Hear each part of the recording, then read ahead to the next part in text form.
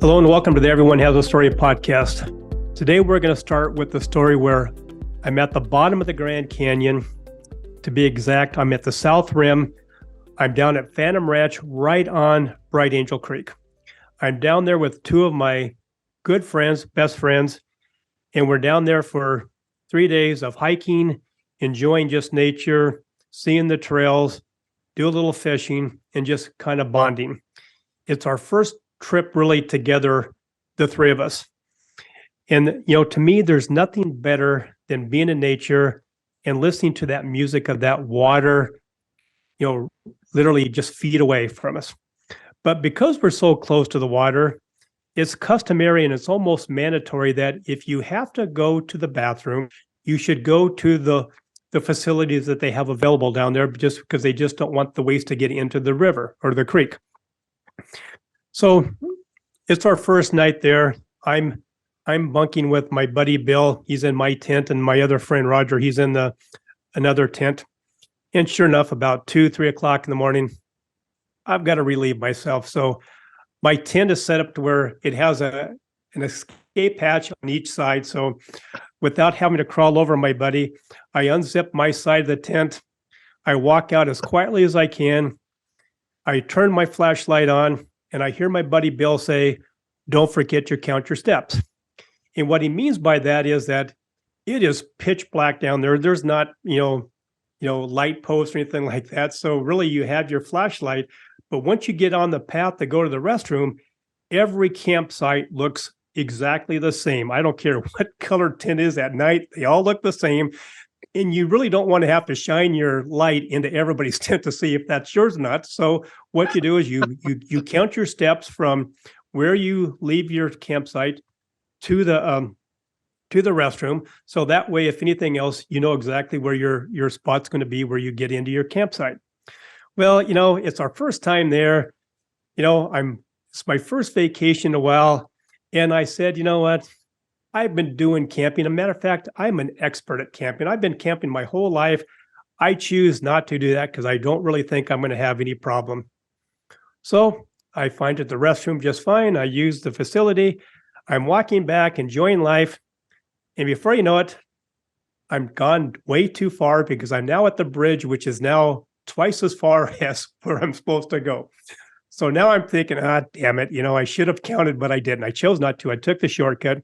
So now I work my way back. Sure enough, I get all the way to the restroom. I can't find my campsite for the life of me. So now I have to do what you really don't want to have to do is you have to start shining your light into everybody's tent to find to find your tent. Oh no. So now I'm walking. I must have passed my site another 3 or 4 times. I finally find my tent. Thank God I have my door on my side. So I unzip it. I crawl in. I get into my sleeping bag, put my head down. And I'm thinking, oh, great, Bill didn't see any of that. So right when I close my eyes, I hear Bill say, "You didn't count, did you?" And I go, God dang it. I'm busted. I said, "How many times you see me go by?" He goes, "All 12 of them." I go, "I didn't walk by 12. He goes, "No, I think you walked by 12. I said, "So why didn't you say anything?" Because I wanted to see how many times you were going to walk by. And about that time, I hear my buddy in the other tent laughing. He goes, "Oh yeah, we saw you back and forth. We have a bet on who was going to guess how many times he walked by before he finds the right tent." And I'm thinking, thanks a lot, guys. Well, who won? And Roger says, "I did. I chose 13 and you had 12. I go, "Geez, I walked 12 times past before I found my tent." He goes, "Yep, you did." So I tell the story because today's podcast is about leading the leader. And it's New Year's, we're right in January. We're talking about resolutions. And the one thing that we miss more than anything else is that we don't take care of ourselves. And if you're going to have a resolution, which we're going to introduce you to a new resolution here about taking care of yourself first before you really start to manage that team, you need to be prepared, but you need to be disciplined to do it. And like I try to do, I try to take a shortcut. Am I an expert out in the camping world? Yes. Am I a leader? You could say that.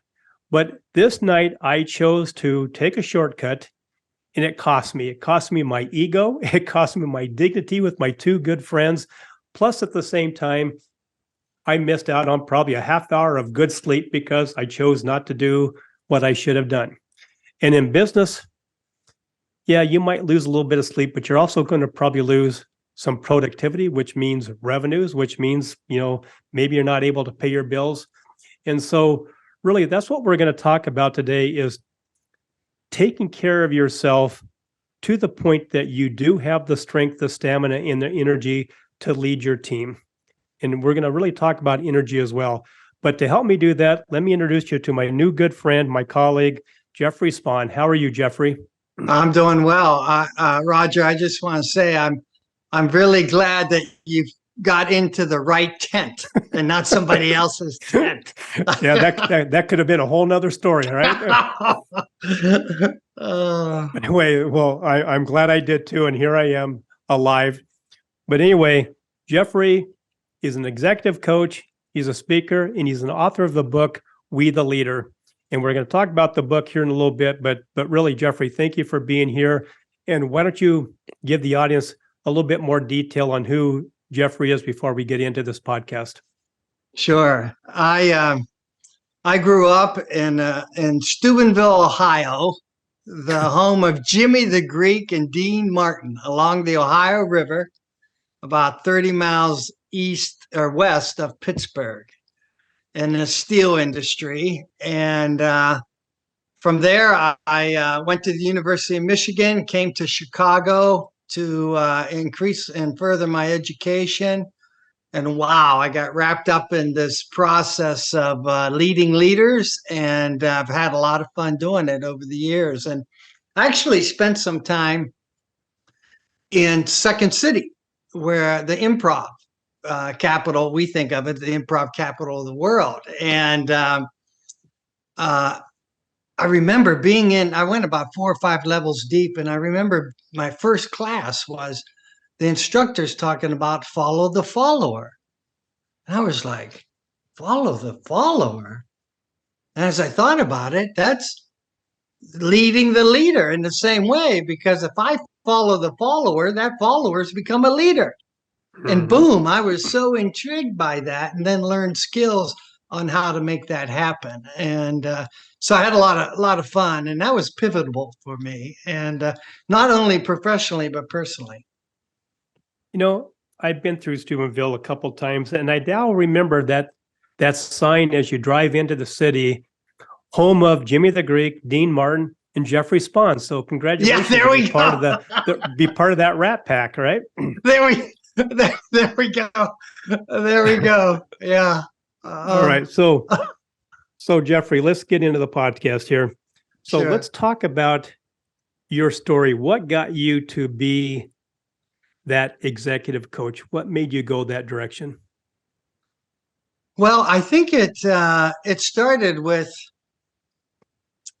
counting my steps, as you're talking about, picking up on your story, and really leading myself and what that means. I know early on, I hardly thought about that, but I had an experience when I went to Chicago and was in an education process. And part of that process was where a group of us got together with the leader, and we just talked about what was happening and how we're doing, and kind of a support group. And I remember the instructor one time looking me right in the eye and said, "Well, how do you feel?" I don't know. I've had people say to me, "How you doing?" But how do you feel? And then kind of wait and look me in the eye and expect a real answer. I was like, I have no freaking idea how I feel. I don't know what to say.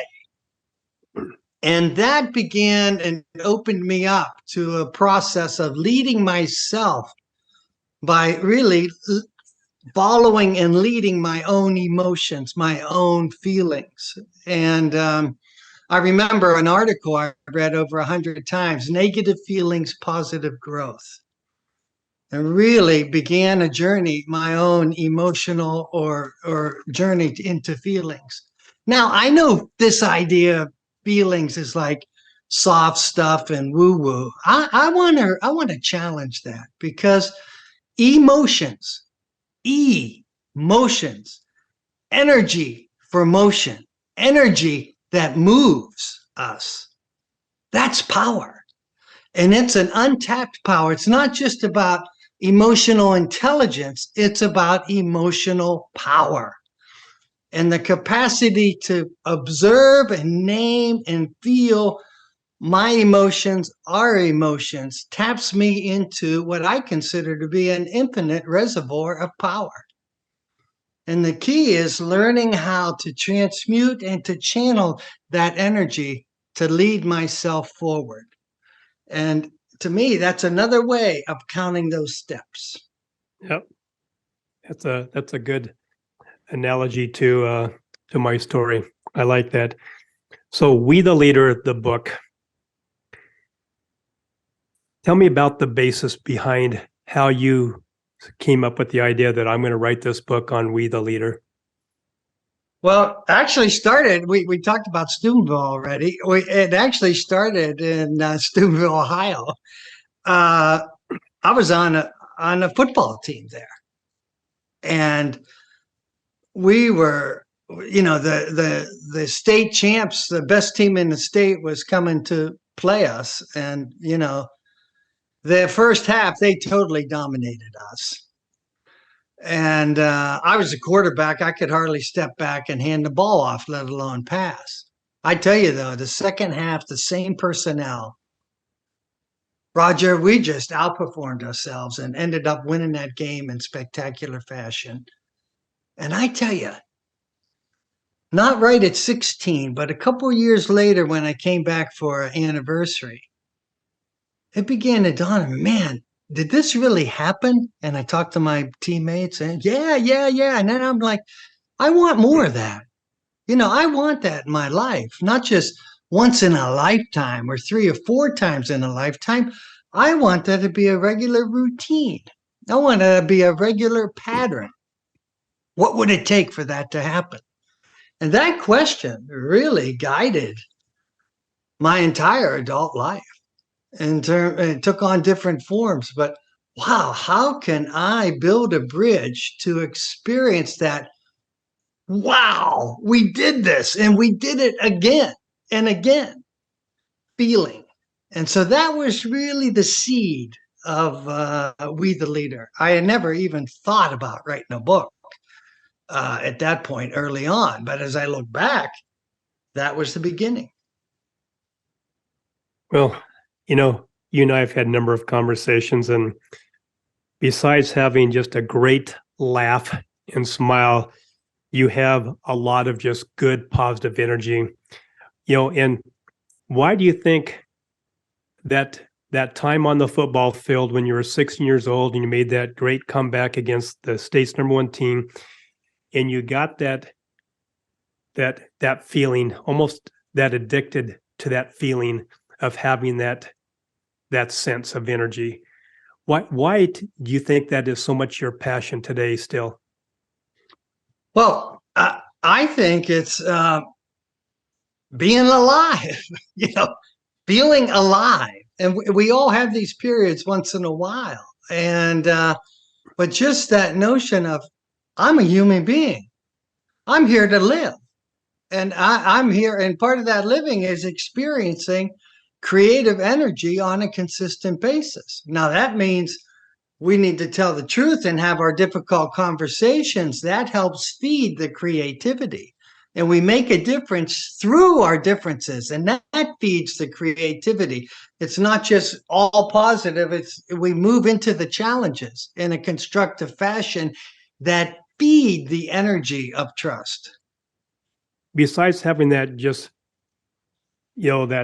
that energy that you're talking about from the leader, tell us, how does that apply really to both the large and small organizations out there? Yeah. Well, and it fundamentally it applies to life. So the idea of living our own lives is another way, from my perspective, of saying leading my own life. If I'm just living in reaction to circumstances or what other people do or don't do. I'm being led by external forces of other people and circumstances. I'm not leading my own life. And so the idea of leading my own life is fundamental to living in fulfillment and in abundance.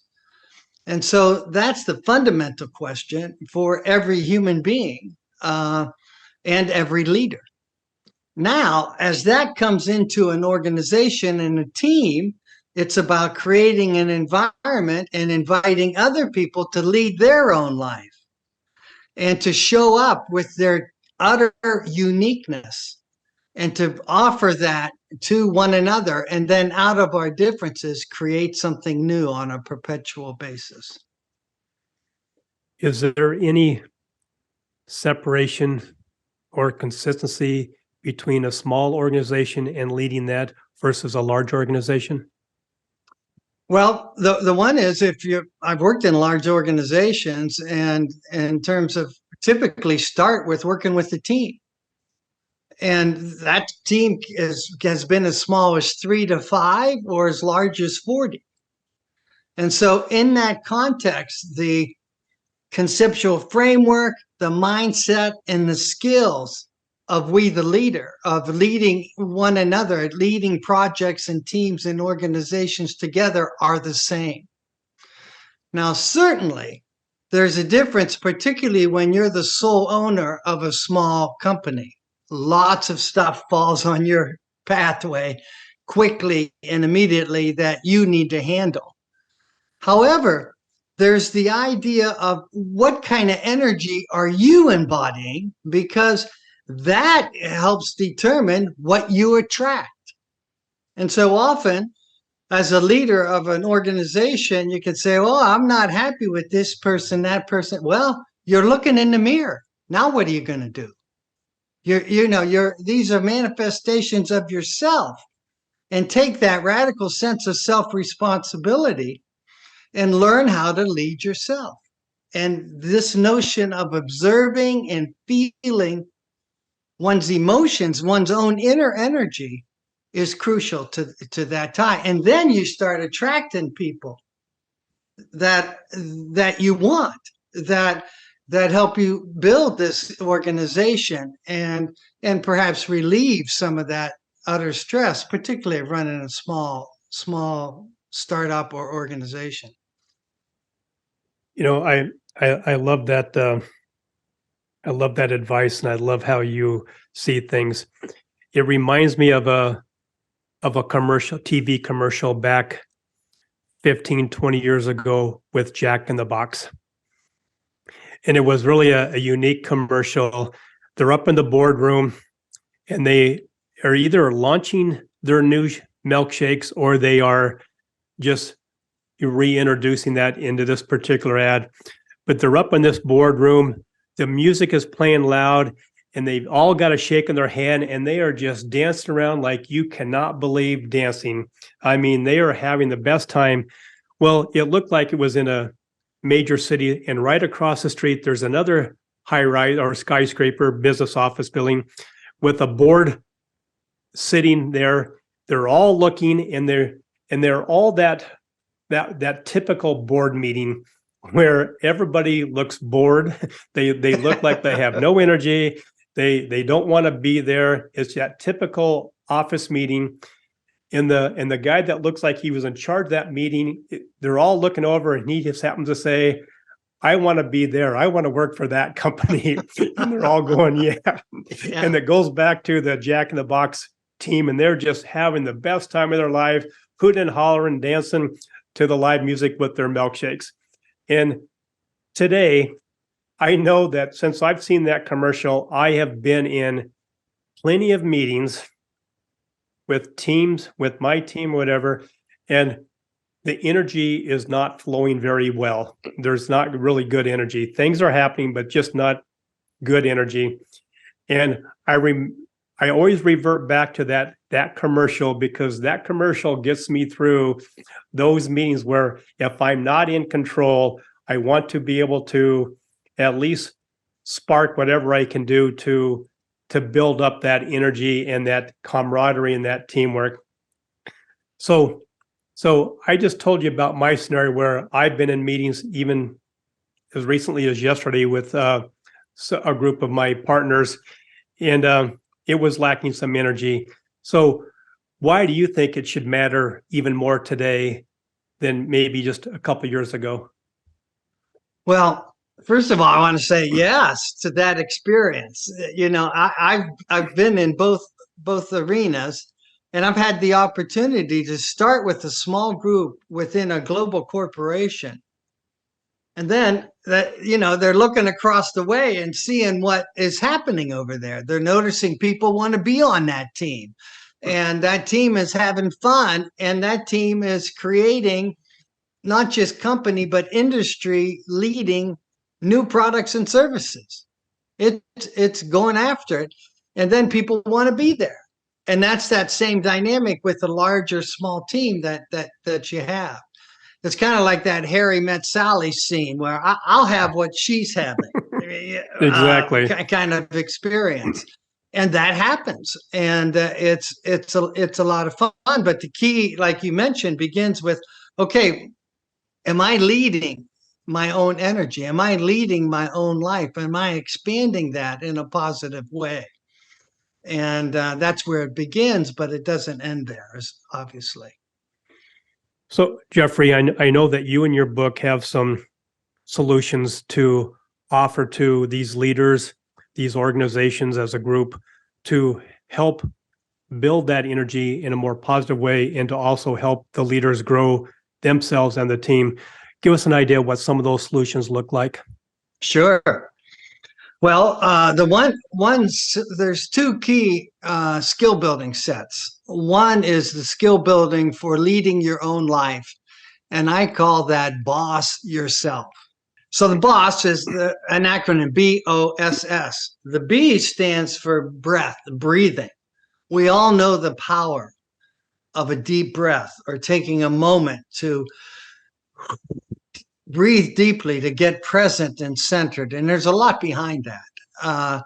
But for now, we're just leave it at that, to get centered and present.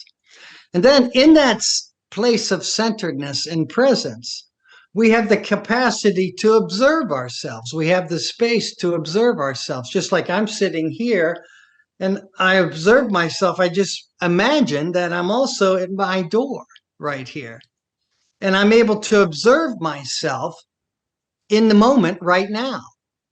And then in that observation, that discipline and practice of observing myself, I'm able to then make some new choices. I can decide how I want to show up. I can select.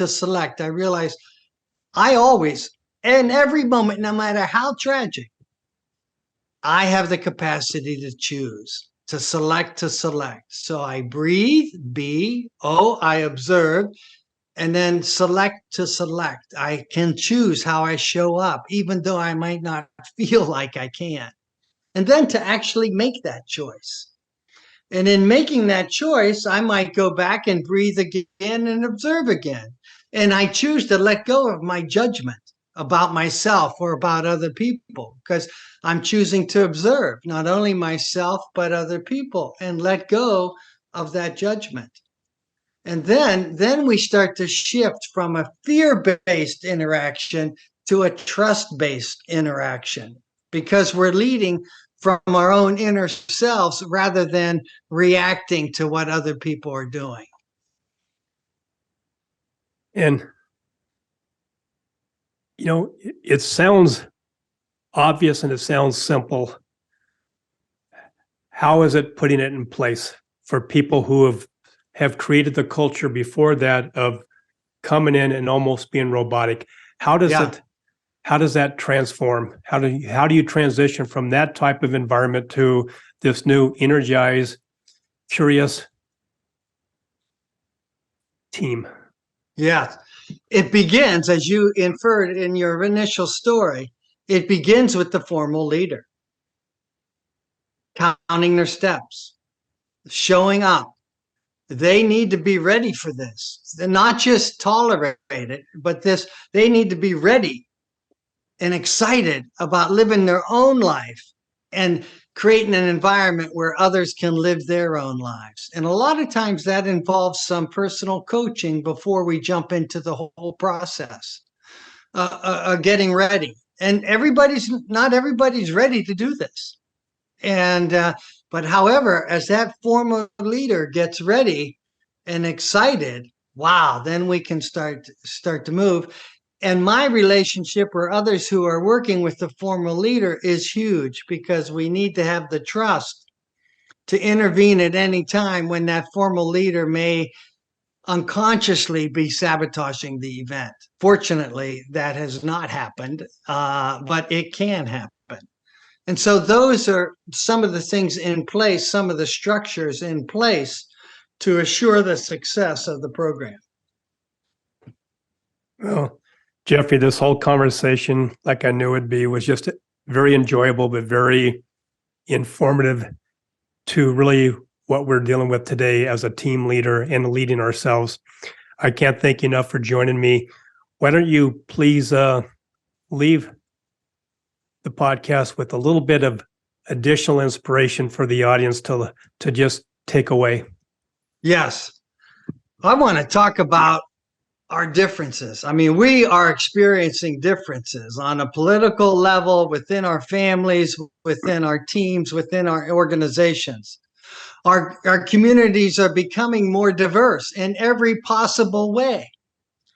And we can try to convince other people to be like us, or give up ourselves and just be like other people. Or we can reframe our differences as an opportunity to create. And I present in the book that our differences are fundamentally an opportunity to create life itself. We create life from our differences, and we continue to be creative from our differences. And that's a reframe.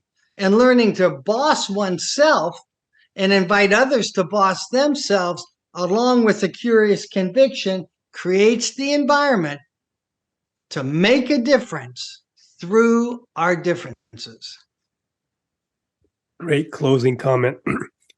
Jeffrey, how can people that are listening, how can they get in touch with you if they wish to? Yes. WeTheLeader.com offers a opportunity to purchase the book or get more familiar with the book. And then there's also my contact information there as well. LinkedIn, it's leadingleadersinc.com. Or you can, my name, I'm on LinkedIn as well. But Perfect. WeTheLeader.com, WeTheLeader.com. Well, Jeffrey, once again, thank you for being my guest. It's been very enjoyable. And I hope that we do many more podcasts and collaborations together. So thank you. Thank you. And I'm ready to count my steps. There you go. Never forget that. My podcast wouldn't be the same if it wasn't for my sponsors and my great supporters. So let me take this opportunity to thank each and every one of them. First of all, I want to thank Rebecca at Custom Bookkeeping and Accounting, delivering trustworthy bookkeeping services since 2003. Dave and Dara at Virtues Matter, making this world a much happier place to be with their Virtues card apps, coaching, and workshops. Stephen at Buller Accounting, giving business owners depth and insight to their numbers. Eric and his team at Ivy Cat Web Design, the real superheroes of web development and design. Jennifer and Jean at the Seavers Real Estate Team, serving Pierce and Kitsap counties with their home buying and selling needs. Maury at the Maury Method, the world's only brainwave entrainment engineer, helping everyone have more clarity, less stress, and overall better brain health. Priya at Pivot My Profit, helping individuals and businesses have better control of their finances and more money at the end of their day. Melissa at the Soul Vibe Energy High, the queen of the aha moments, helping individuals find those holes in their cups, repair the hole, and gain back their positive energy. And finally, Rick at West Sound Recording. You talk, they do all the rest. Thank you, Rick, for all your efforts with the production and editing of my podcast.